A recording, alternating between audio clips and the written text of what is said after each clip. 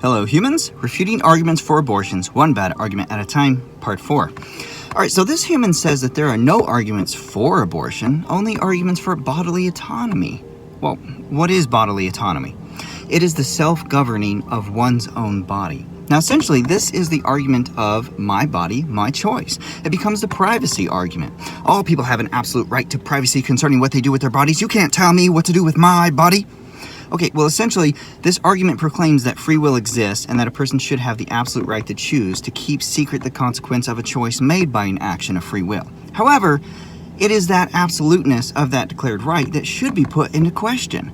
Now, if a person's choice creates a consequence that negatively affects someone or others, does that person truly have the right to keep that negative consequence a secret, even if that secret is murder?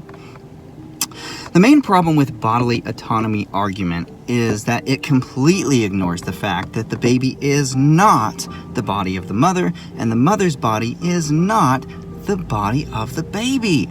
Thus, by arguing for bodily autonomy, the person's argument becomes self-defeating because she is now agreeing that the baby's body is not hers to harm and terminate.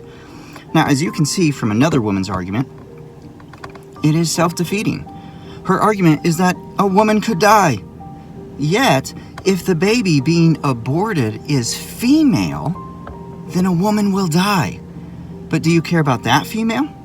And I've already addressed the fallacious arguments of appealing to emotion, pity, possibility, fear, and desperation in a previous video, so go watch that. If bodily autonomy is your argument, then you contradict yourself because you reveal you don't care about another person's body, you only care about your own body. And so you're not truly and consistently arguing in favor of bodily autonomy, rather you're arguing that your body is more important than another person's body.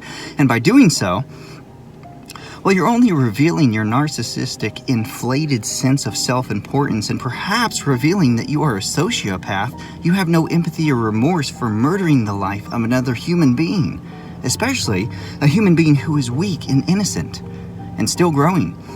And despite your argument that bodily autonomy is not for abortion, your actions say otherwise. By considering your life more important than the life of the baby you murder, your argument is for abortion. In fact, the only reason you're arguing for bodily autonomy is so that you can abort a baby and attempt to justify your sin of murder. But as we now know, an argument for bodily autonomy calls attention to the baby's body, which is not your body. And if you murder the baby, you don't actually care about bodily autonomy. You show that you only care about seeking your own comfort, convenience, and happiness at the expense of another person.